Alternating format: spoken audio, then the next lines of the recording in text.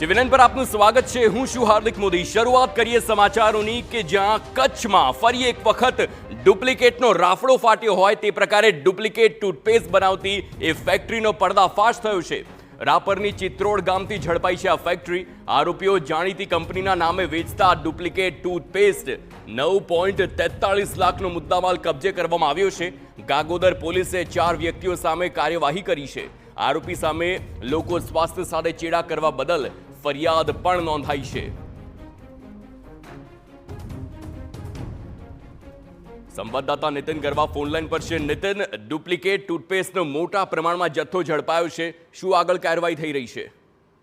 હજી રાપરના ચિત્રોડ ગામે duplicate Colgate બનાવતી જે છે તે ફેક્ટરી ઝડપાઈ છે। 9.43 લાખનો મુદ્દામાલ જે છે તે પૂર્વકચ્છ ગાગોદર પોલીસે ઝડપી પાડ્યો છે। ગાગોદર પોલીસે 4 વ્યક્તિઓ સામે જે છે તે કાર્યવાહી કરી છે।